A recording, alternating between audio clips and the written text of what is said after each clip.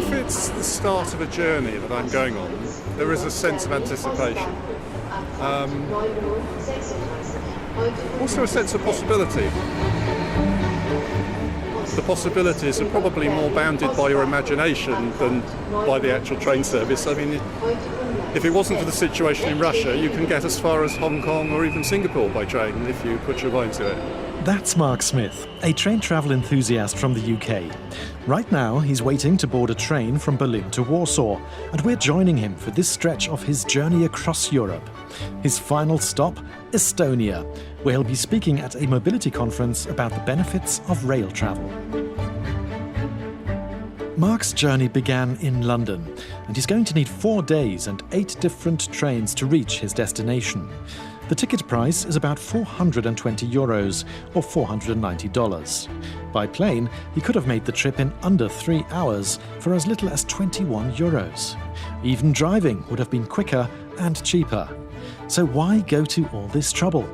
And more importantly, what would need to change to make train travel more competitive and more appealing for the rest of us? There is a quite broad perception that the quality of train travel is deteriorating. For too long, people have been treated like cargo, but we're all human. There are many things that could be done a lot better. You're listening to Living Planet. I'm Neil King. Time to hop on the train with Mark.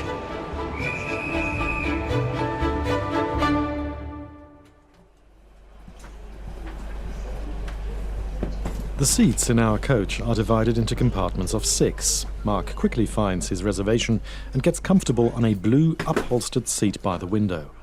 He's wearing a grey full beard and is clearly dressed for practicality. A brown light wax jacket, trousers with large pockets and trekking shoes. A bit different from previously. He looks outside as the train slowly makes its way through Berlin. There's a mum with her son in the compartment, visiting family in Warsaw. An elderly couple from Switzerland is on a holiday trip through Germany and Poland. A businessman walks up and down the corridor, speaking into his phone. To not disturb anyone with our conversation, we move to the restaurant coach, right next door.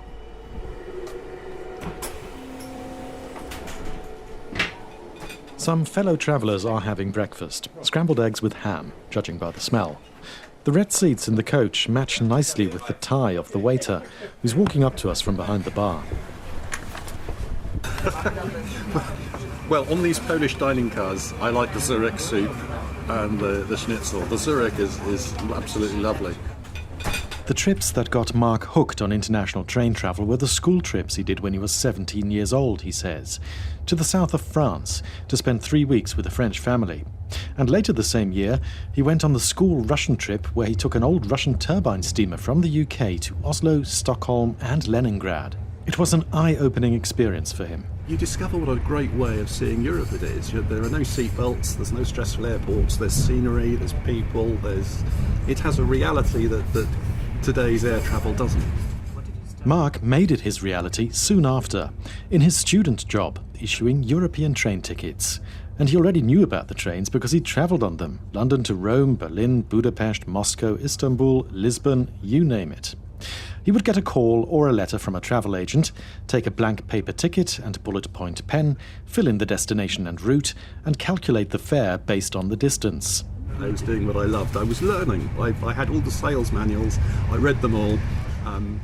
One train journey where I got more than I bargained for was my first journey on the luxurious vintage Venice Sampler Orient Express. So I thought if I took my Dutch girlfriend of 6 months, it wouldn't actually cost that much more. And she hadn't been to Italy, which horrified me. I don't know who said what to whom, but somewhere in the Brenner Pass on the second day we got engaged. And here I am over 20 years later with 2 kids, a wife, 4 cats and a dog.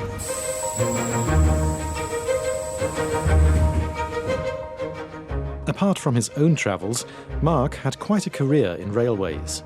He managed stations himself in London and eventually ended up in the British Department for Transport, where he regulated fares and ticketing for all train travel in the UK, occasionally writing briefings for the minister.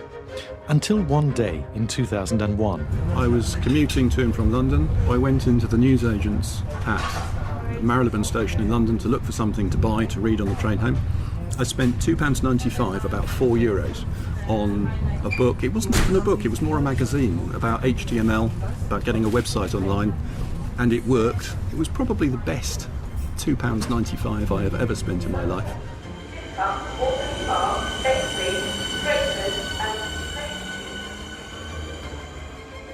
Mark's website, seat61.com, named after his favourite seat on the Eurostar train, soon became his full-time job.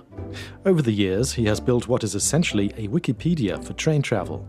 The website explains routes in almost 100 countries, from the US to Nepal, on the Trans-Siberian Railway or the Orient Express. It has summaries of what to expect, maps, timetables, ticket information, guides for the stations, and all sorts of little life hacks. And a lot of pictures from those stations, trains, coaches, even the food on the train. It gets up to 1 million visits a month. When I started the website in 2001, if somebody told me why they wanted to go by train, they would typically say they have a phobia of flying. They're afraid to fly. Or they've got a medical restriction, an operation on their ear, problem with their heart, or they like trains. And what they say now is two things. They're fed up with the airport and airline experience. In other words, they want a better experience that rail promises to give them. And they want to travel sustainably, cut their emissions. And talking of emissions, let's take a closer look at Mark's route from London to Tallinn. The direct flight takes less than 3 hours and emits about 380 kilograms of carbon dioxide per passenger. By car, it's even more, depending on the fuel and whether you're going alone.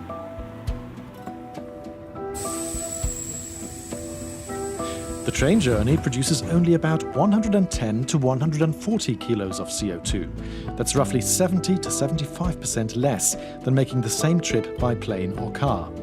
And the gap will grow even wider. By 2030, the last diesel trains on this route are set to be replaced with electric ones, running on renewable energy. Our choices really matter when it comes to long-distance and international travel. A study from the University of Leeds found that while long-distance trips of more than 80 kilometres or 50 miles make up just 3% of trips of a resident in the UK, they are responsible for 70% of their travel-related emissions. Looking just at international travel, the disparity is even greater. International journeys are only 0.4% of total trips, but are responsible for 55% of emissions. And if we look at the bigger picture, globally, air travel is responsible for about 2.5% of total human-caused CO2 emissions, private cars for just under 10%, and rail for 0.26%.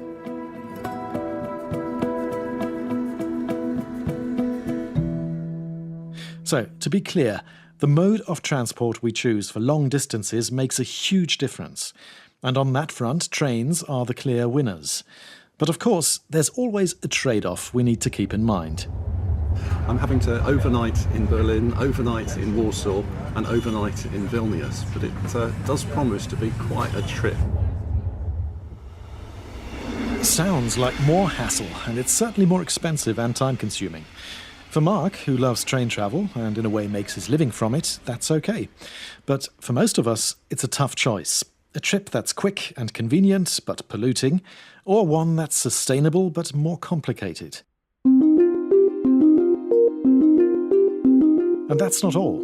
Train travel also faces other hurdles that make it less straightforward than flying or driving. Yeah, I think control is a major issue, or locus of control, in the sense of that brings is connected to other concepts as well, like trust. Pete Dyson is a behavioural scientist at the University of Bath in the UK and co-author of the book Transport for Humans. He researches why people travel the way they do. Take the example of the Eurostar, the train connecting the UK with mainland Europe through a tunnel under the sea. It might come to a stop, but that stop isn't explained. When it's dark, the customer can't actually tell whether they are in a tunnel hundreds of meters under the ocean or whether they're in the countryside. And you can see how lots of this leads to a level of anxiety and concern. Being stranded with respect to train travel that you probably get a bit less of with car travel, and for air travel where they feel like the airline has a responsibility. My argument is that for too long people have been treated like cargo, like imagining that the service being provided is merely the bottom of the hierarchy of needs, where the priority is merely to get people from A to B, as though you were a package to be delivered. The hierarchy of needs is a popular concept from the psychologist Abraham Maslow.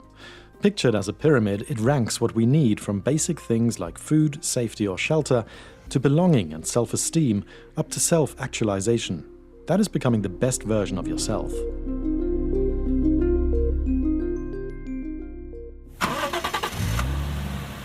Travelling by car ticks quite a lot of boxes. It sits right outside your house or flat.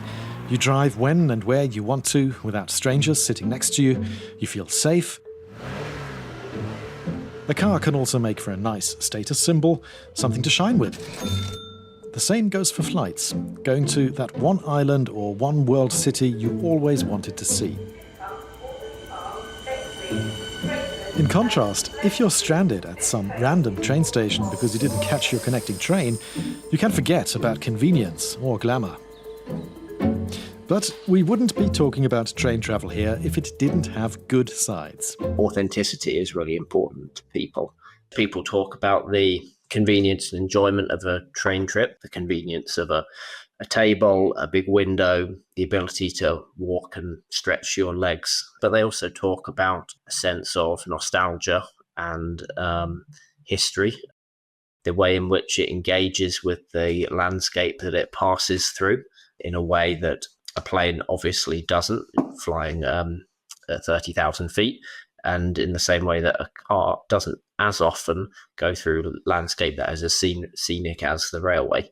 So that embedded nature of feeling connected to your trip has been stronger for rail.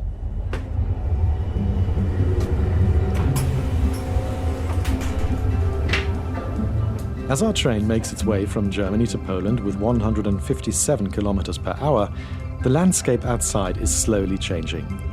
From the outskirts of Berlin through forests of pines and birches, onto fields full of yellow rapeseed, wheat and fruit trees. Every few minutes, we pass through villages or towns. It's a smooth ride. No sudden drops, no pressure on our ears, and no signals that tell us to fasten our seatbelts. Nobody weighed or scanned our baggage. And it's generally quite easy in Europe to travel through several countries in a day without any major hold-ups at the border. But the smooth ride covers up a problem that international train travel does have. Fragmentation is the biggest issue, which leads to everything else. It leads to needing to buy multiple tickets to complete one journey. It leads to not knowing where to book a particular journey. It leads to not understanding how to put together a longer journey that requires multiple bookings on multiple websites. It leads to differing standards. On this trip, Mark relies on 6 different rail operators, each with its own ticketing system, passenger rights, website language, even currency. And sometimes the same route is priced differently depending on where you book.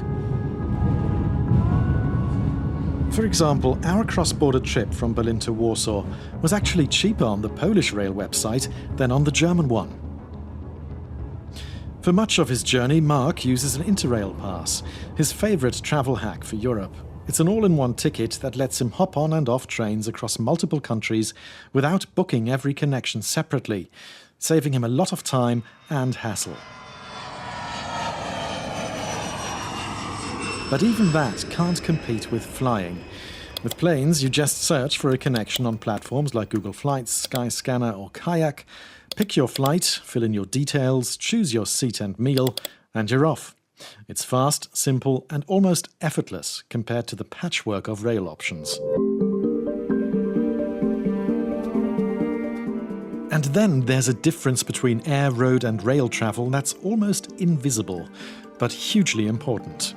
We've touched on one downside of flying, being high up in the air, disconnected from the world below. And that's the point: air. In the skies, there's no infrastructure to build or maintain. But trains, they rely on tens of thousands of kilometers of steel tracks, electric wiring, and all the supporting systems to keep them running. Highways, too, require constant upkeep, but rail networks take it to another level. So that's why the structure of costs between air and rail is so different. Nassima Baron is a professor for transport and mobility policies at the Gustave Eiffel University in Paris, particularly for railway network development. And these physical networks, she says, are often in a bad state. High speed apart, which is maybe younger in terms of age of construction, the rest of conventional lines are structurally aging and being obsolete and being less and less robust. Lines in Europe in particular can be a little antiquated. Some parts of the infrastructure can be as far as 100 years in France or elsewhere.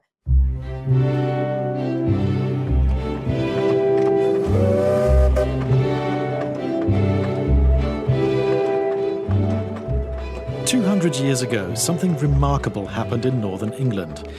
On September 27, 1825, the world's first public steam railway carried passengers along the Stockton and Darlington line. The journey stretched about 26 miles, and while the train only moved at around 15 to 30 miles per hour, it marked the beginning of a revolution in transportation.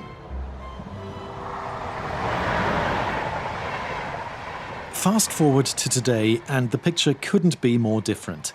The fastest passenger trains now reach speeds of about 250 miles per hour. And from that single line in England, rail networks have expanded to cover more than 1.3 million kilometres of track worldwide. Building and maintaining this infrastructure is expensive. There isn't a global average, but to build high-speed railway in countries of the EU, on average costs 25 million euros per kilometre. 1 kilometre of highway costs half of that at most. Maintaining the railway network is more expensive as well, because of all the electric wiring and signalling along the routes. And for air travel, the physical infrastructure costs are limited to just airports. On the surface, comparisons like these can make rail travel look like a poor investment. But here's what they leave out. Flying and driving come with hidden costs. The carbon they pump into the atmosphere fuels global warming, and with it more droughts, floods, hurricanes, and other extreme events. And according to scientists, those disasters will carry a very real price tag in the years to come. So it should be transport mode that is supported and co-financed by the public realm, by the politicians, whatever level and institutions. In truth, it's aviation that enjoys the political perks in many countries, like tax breaks on fuel and exemptions from VAT. That's why on the very same route you might pay tax on your train ticket, but not on your plane ticket. And that's a sore point for rail advocates like Mark. Which is like you or me filling up our car for half price. It's not that we need to make air travel less attractive, it's that we need to stop deliberately making it more attractive than it should be. Despite all the challenges, rail travel is on the rise. Both the length of the networks and the number of passengers keep growing. In fact, 2024 was the first year that more than 1 billion people worldwide took a long-distance or cross-regional train. Leading the way are Asian countries, India, Indonesia, Taiwan, and especially China, where most of the new lines are being built. At the other end of the scale are the Americas, where train travel still lags far behind. I've crossed America coast to coast 6 times by various different routes. It's absolutely lovely. Although ridership of the existing network has grown and grown and grown and achieved records every year, it's still a skeleton network by international standards, and the United States simply hasn't had the infrastructure, the rail infrastructure investments in passenger rail that other countries have had. They decided that the airliner and the motor car were king, that trains were old hat, and they ran down their infrastructure and everyone had to buy a car or go to a plane, go to an airport.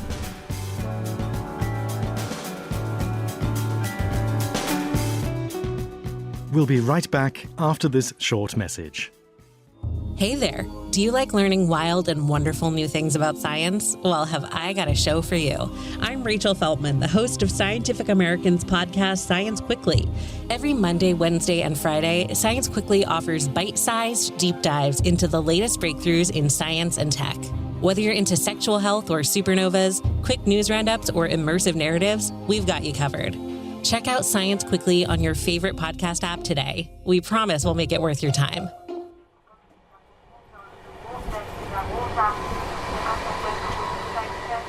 "5 hours after leaving Berlin, we arrive in Warsaw as scheduled, and Mark is in work mode again. Now, where do we need to go? Let's see, I've seen the international ticket office, photographed it. I've seen the main ticket office, I've seen the main hall, I've seen the supermarket, I've seen the left luggage, I've got platforms. I've got the passageway above the platforms, both this one and the other one.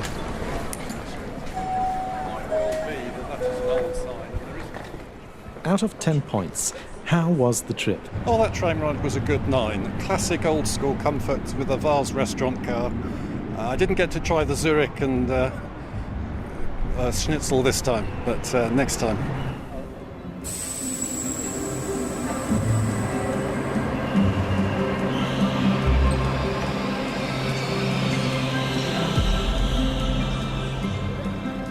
So where does that leave us at the end of this journey? For most people, flying or driving still feels like the obvious, convenient choice for long distances. But both come with a heavy carbon footprint, at a time when cutting emissions is more urgent than ever. Trains are the greener option, no doubt. Still, as our interviewees pointed out, rail needs to become more seamless, both in infrastructure and in the passenger experience. Not necessarily faster or cheaper than planes or cars, but more enjoyable. I really love going through industrial or post-industrial regions in Europe. In Switzerland, there's both a homeliness to it and a nostalgia. We shouldn't be telling people they can't fly, they've got to travel by train. It'll be horrible, you'll hate it, you'll suffer, but you have to. I've come across this phrase, punitive sustainability. Sustainability is some form of punishment. It's not a punishment, actually it's a better experience. It takes a bit more to find out about train travel. It takes a bit longer, but hey, it's such a better, more rewarding experience. You're doing yourself a favour as well as the planet. Today's episode of Living Planet was researched and written by Jonas Meyer. It was narrated and edited by me, Neil King. Our sound engineer was Jürgen Kuhn. To download this and past episodes of Living Planet, go to Apple Podcasts, Spotify, or wherever you get your podcasts. You'll also find some bonus material on our YouTube channel, DW Podcasts. If you like what we do, make sure to hit the subscribe button and leave a rating or review. Thanks for listening and sharing Living Planet with friends and family.